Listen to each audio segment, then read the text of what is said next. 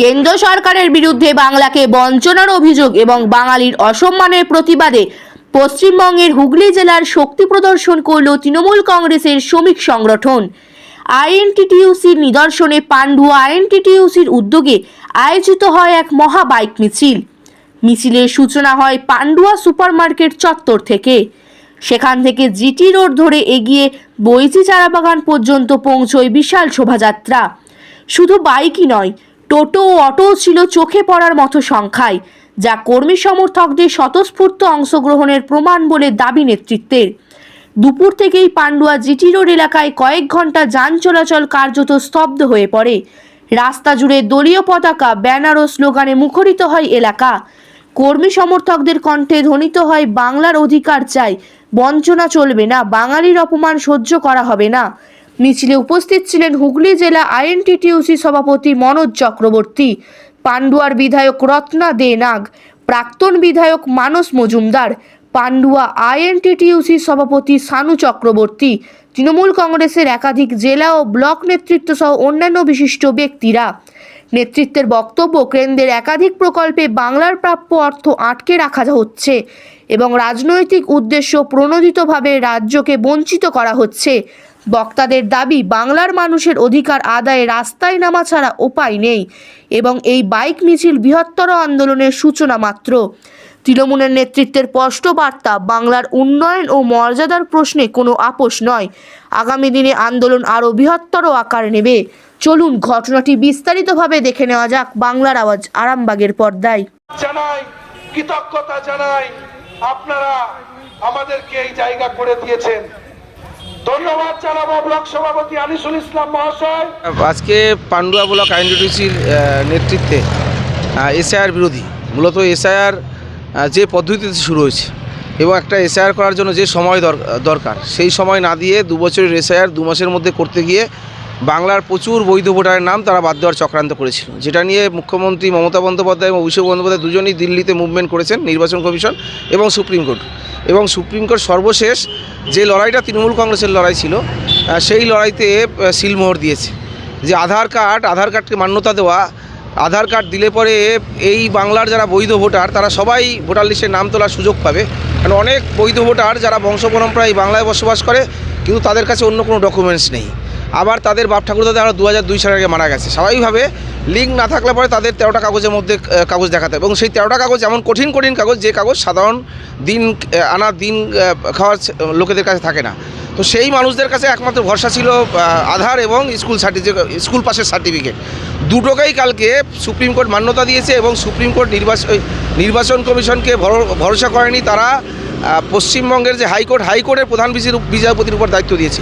প্রধান বিচারপতি, ডিস্ট্রিক্ট জাজ সহ যাদের 3 বছরের অভিজ্ঞতা আছে বিভিন্ন কোর্টের, বর্তমান বা প্রাক্তন, তাদেরকে নিয়েই এসআইআর কাজ করার জন্য নির্দেশ দিয়েছে। একই সাথে এত অফিসারের পরেও হিসেব করে দেখেছে যে এত ডকুমেন্টস ভেরিফিকেশন, সেই জায়গায় অনেক দিন লেগে যাবে। এবার অনেক দিন লেগে যাবে, কিন্তু নির্দিষ্ট সময়ের মধ্যে নির্বাচনের দিন ঘোষণা হওয়ার আগে ভোটার লিস্ট পাবলিশ করতে হবে। সেই জায়গায় বলেছে দরকার হলে পরে অন্য রাজ্যে পার্শ্ববর্তী ঝাড়খণ্ড বা উড়িষ্যা থেকে অফিসার আনা যেতে পারে, কিন্তু এটা যদি দরকার হয়। কিন্তু মুখ্যমন্ত্রীর যে লড়াই আধার কার্ড এবং স্কুল সার্টিফিকেট, সেই লড়াইকে সিলমোহর দিয়েছে সুপ্রিম কোর্ট, এবং আমরা আশাবাদী যে মুখ্যমন্ত্রী লড়াইয়ের জন্য একটা বড় অংশের বৈধ ভোটার তারা এই যাত্রায় বেঁচে গেল। কিন্তু এই যে বৈধ ভোটারদের নাম বাদ দেওয়ার চক্রান্ত বিজেপি নির্বাচন কমিশনকে শিখণ্ডী করেছিল, এই বাংলাদেশের নাম ভোটার লিস্ট থেকে উড়িয়ে দেওয়া, তার বিরুদ্ধে মমতা বন্দ্যোপাধ্যায় লড়াই করেছে, অভিষেক বন্দ্যোপাধ্যায় লড়াই করেছে। প্রথম দিন থেকে এসআইআর যে লাইন, সেই লাইনে যারা দাঁড়িয়েছিল তাদের ভরসা জোগানোর জন্য তৃণমূল কংগ্রেস ছিল, কিন্তু যারা লাইনে দাঁড় করেছিল তাদেরকে দেখতে পাওয়া যায়নি। এই যে এসআইআর বাঙালিকে নাগরিকত্বহীন করার এসআইআর, তার বিরুদ্ধে প্রতিবাদ জানিয়ে আজকে হুগলি জেলা হুগলি শ্রীরামপুর আইএনটিটিইউসির নির্দেশে পান্ডুয়া ব্লক আইএনটিটিইউসি তারা আজকে প্রতিবাদ র্যালি করেছিল, একদম আরএমসির সুপার মার্কেট থেকে একদম বইচি মোড় পর্যন্ত এবং চারাবাগান পর্যন্ত। এবং এখানে কয়েক হাজার মোটরসাইকেল এবং টোটো, অটো তারা সামিল হয়েছিল এই এসআইআরের বিরুদ্ধে, বিজেপির যে চক্রান্ত বাংলার বৈধ ভোটারের নাম বাদ দেওয়ার, তার বিরুদ্ধে প্রতিবাদ জানাতে। আমরা হুগলি শ্রীরামপুর সাংগঠনিক জেলা আইএনটিটিইউসির নির্দেশে পান্ডুয়া ব্লক আইএনটিটিইউসির উদ্যোগে কেন্দ্রীয় বঞ্চনা, কেন্দ্রীয় সরকার বাংলার মানুষের প্রায় 2 লক্ষ কোটি টাকা আটকে রেখেছে এবং এসআইআরের নাম করে মানুষকে যে হয়রানি করা হয়েছে, তার প্রতিবাদ জানিয়ে এবং 26-এর নির্বাচনের সমস্ত শ্রমিক সমাজকে ময়দানে নামাবার প্রতিজ্ঞাবদ্ধ হয়ে আজকে আমরা পান্ডুয়ার সুপার মার্কেট থেকে চারাবাগান পর্যন্ত আমরা বাইক পরিবহন কর্মীরা ছিলেন, সেখানে টোটো ভাইরা, টোটো চালক, অটো চালকরা তারা ছিলেন এবং সর্বস্তরের অর্গানাইজ আনঅর্গানাইজ সেক্টরের আমাদের আইএনটিটিউসির সমস্ত কর্মীবৃন্দরা ছিলেন উপস্থিত। আমাদের ব্লক সভাপতি সহ শিল্পা থেকে শুরু করে সবাই এখানে আছে। আমরা চাই যে বিজেপি মুক্ত পশ্চিমবাংলা, বিজেপি মুক্ত ভারতবর্ষ। কারণ এই সাম্প্রদায়িকতার বিষ যেভাবে বিজেপি চারিদিকে ছড়িয়ে দিচ্ছে, মানুষে মানুষে বিভাজন তৈরি করছে, এ থেকে একমাত্র বাংলাই বাঁচাতে পারে। কারণ বাংলায় সর্বপ্রথম স্বাধীনতা আন্দোলনে যোগ দিয়েছিল, বাংলায় বঙ্গভঙ্গের বিরোধিতা করেছিল রবীন্দ্রনাথ ঠাকুর থেকে শুরু করে সবাই মিলে। আমাদের বাংলার যারা মনীষী রয়েছে, নেতাজি সুভাষচন্দ্র বসু থেকে বাংলা ভারতবর্ষকে পথ দেখিয়েছে, আগামী দিনেও সেটাই দেখাবে।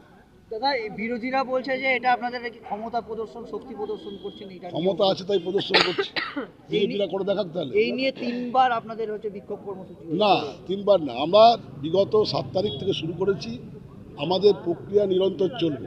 এই না যে আমরা ভোটের সময় রাজনীতি করতে এসে, আমরা সুখের পায়রা নই, আমরা পরিযায়ী পাখি নই, আমরা সারা বছর মানুষের সঙ্গে থাকি।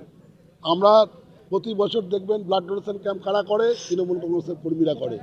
দেখবেন প্রত্যেকটা বছর, সারা বছর ধরে আমরা আইন মেনে সারা বছর ধরে কীভাবে মিছিল করতে আমরা দেখিয়ে দিই।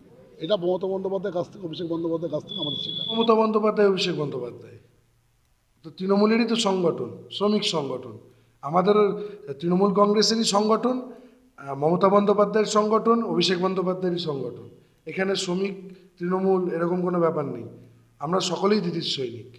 সামনে 2026 বিধানসভা ভোট, এটা কিন্তু আপনার একটা শক্তি বলে মনে করছি।